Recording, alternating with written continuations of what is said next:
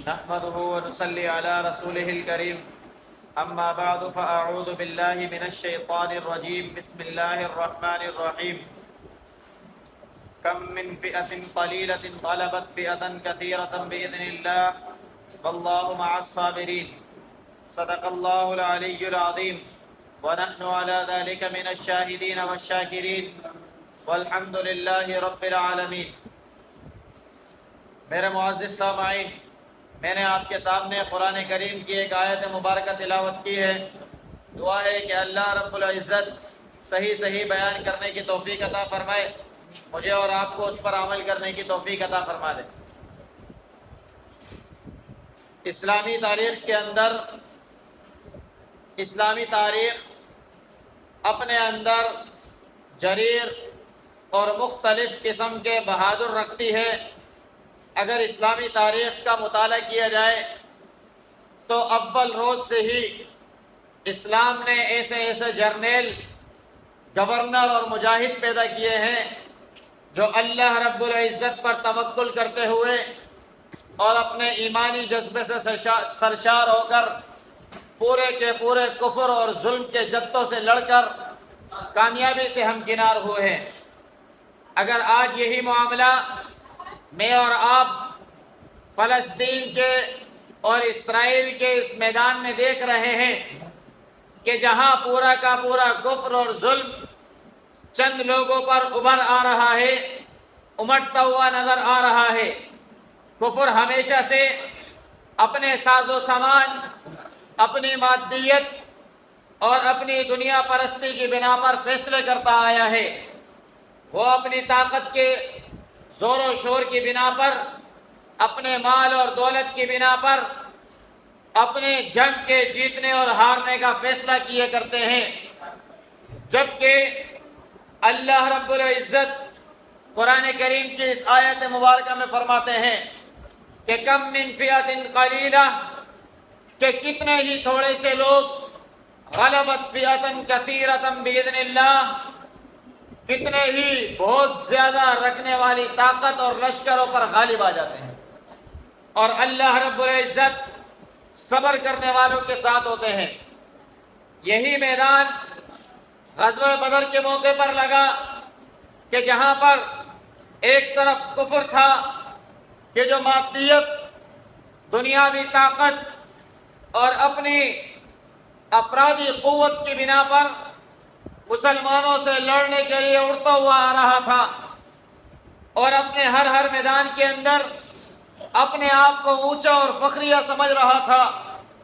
جگہوں کے تعین کے وقت بھی اپنے لیے اچھی جگہ کا تعین کر لینا اور مسلمانوں کو ریت کی جگہ دے دینا، ریت والی جگہ چھوڑ دینا، اپنے لیے جو جگہ طے کرتے ہیں، اختیار کرتے ہیں، وہاں پانی کی سہولت موجود ہوتی ہے، لیکن جو جگہ مسلمانوں کے لیے چھوڑتے ہیں اس میں پانی کا بندوبست نہیں ہوتا۔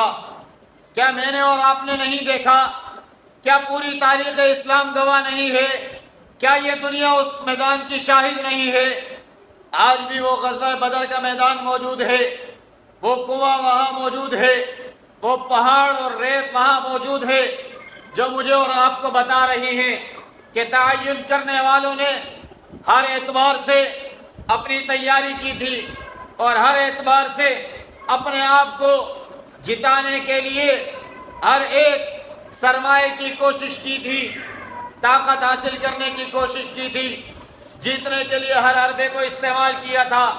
لیکن نتیجہ کیا نکلا؟ نتیجہ یہی نکلا کہ جو کنواں پانی کے لیے انہوں نے لیا تھا، اسی کنویں کے اندر مسلمانوں نے 69 کافروں کو ختم کر کے ڈال دیا تھا۔ وہی میدان کہ جس کو انہوں نے اپنے لیے کامیابی سمجھا تھا، اپنے لیے کامیابی کی جگہ سمجھا تھا، اللہ رب العزت کی طرف سے جب پانی برسنا شروع ہوا تو اس جگہ کے اندر پانی بھر گیا، اور جو ریت والی جگہ تھی وہاں پر پانی کے برسنے کی وجہ سے زمین ٹھہر گئی۔ تو یہ اللہ رب العزت نے مجھے اور آپ کو کامیابی کے معیار یہ بتایا کہ اللہ پر ایمان ہو، اللہ رب العزت کے اوپر کامل یقین ہو، توکل علی اللہ ہو، ایمان کے جذبے سے سرشار ہو، اور پھر اللہ رب العزت کے اوپر بھروسہ کرتے ہوئے میدان میں اتر جایا کریں۔ کامیابی کے لیے یہی چیزیں شرط ہیں، اس کے علاوہ کوئی اور چیز مجھے اور آپ کو کامیابی نہیں دے سکتی۔ آج بھی کفر یہی کر رہا ہے۔ ان لوگوں کے اندر ایمانی جذبہ کیسا تھا؟ اللہ کے نبی جب بدر کے مقام کی طرف آ رہے تھے تو راستے میں ایک بوڑھے والد کو اپنے بیٹے جوان سے گفتگو کرتے ہوئے، عجیب مکالمہ کرتے ہوئے سنا کہ ایک نوجوان اپنے والد سے اس بات میں مباحثہ کر رہا ہے کہ بیٹا کہتا ہے میں اس جہاد میں شریک ہونا چاہتا ہوں، میں اس میدان میں جانا چاہتا ہوں۔ ابا کہتے ہیں کہ میں جانا چاہتا ہوں۔ وہ طے کرتے ہیں کہ ہمارے گھر میں اور کوئی نہیں ہے، گھر کی حفاظت کرنا بھی ضروری ہے۔ باپ نے کہا کہ آپ جوان ہیں، گھر کی حفاظت اچھے انداز سے کر سکتے ہیں، لہٰذا آپ گھر پر رہیے، میں میدان جہاد میں اللہ کے نبی کے ساتھ چلا جاتا ہوں۔ بیٹے نے کہا کہ ایسا نہیں ہو سکتا، بلکہ آپ گھر پر رہیے، اور اللہ نے جو طاقت اور توانائی مجھے دی ہے میں وہ اللہ کے نبی کے ساتھ ہم رکابی حاصل کرتے ہوئے اس میدان کے اندر جوہر دکھانا چاہتا ہوں، اسلام کے لیے استعمال ہونا چاہتا ہوں۔ تو جب یہ مکالمہ ہو رہا تھا، اسی اثناء میں والد نے کہا کہ بیٹا ہم پرچی ڈالتے ہیں، رقعہ ڈالتے ہیں، جس کا نام آئے گا وہ اللہ کے نبی کے ساتھ شریک سفر ہو جائے، اور اس جہاد کے اندر غزوہ بدر کے اندر اللہ کے نبی کے ساتھ شریک ہو جائے، اور اللہ کے نبی کی ہم رکابی حاصل کر لے۔ تو جب رقعہ ڈالا، اس نوجوان کا نام نکل آیا۔ وہ نوجوان اس نام نکلنے کی بنا پر اتنا خوش، اتنا پھولے نہیں سما رہا تھا، اس کے قدم زمین پر نہیں جم رہے تھے کہ اللہ رب العزت نے اس کو میدان جہاد میں جانے کے لیے قبول کر لیا ہے۔ آج میں اور آپ حالات دیکھ رہے ہیں، فلسطین اور اسرائیل کے معاملات دیکھ رہے ہیں، پوری دنیا دیکھ رہی ہے کیا ظلم اور ستم ٹوٹ رہا ہے۔ کل رات اسرائیل کے اندر ایسا دھماکہ کیا گیا کہ 1500 جوان، بچے، عورتیں شہید ہو گئے، کوئی پوچھنے والا نہیں ہے۔ سارے مغربی ممالک کہتے ہیں دہشت گردی ہے، فلاں ہے، فلاں ہے، اب کوئی نام نہاد لوگ نہیں اٹھ رہے۔ ہیومن رائٹس کے دعوے دار دنیا میں جگہ جگہ اٹھتے ہیں، لیکن اب کسی کو نظر نہیں آ رہا۔ عورتوں کے حقوق کی آواز اٹھانے والے جگہ جگہ اٹھتے ہیں، وہاں میری ماں بہن بیٹیوں کی عزت عصمت تار تار کی جا رہی ہے، کوئی اٹھتا ہوا نظر نہیں آ رہا۔ کہاں چلے گئے یہ سارے حقوق کے عالم بردار؟ کہاں چلے گئے وہ لوگ جو اسلام کو فتح دلانا چاہتے ہیں؟ میں اور آپ چاہتے ہیں کہ آج بھی کوئی صلاح الدین ایوبی پیدا ہو جائے جو ہمیں بیت المقدس ہمارے لیے فتح کر لے، قبلہ اول بیت المقدس کو حاصل کر لے، لیکن ہر ایک یہی چاہتا ہے کہ صلاح الدین ایوبی میرے پڑوسی کے گھر میں پیدا ہو جائے، صلاح الدین ایوبی فلاں قوم میں پیدا ہو جائے۔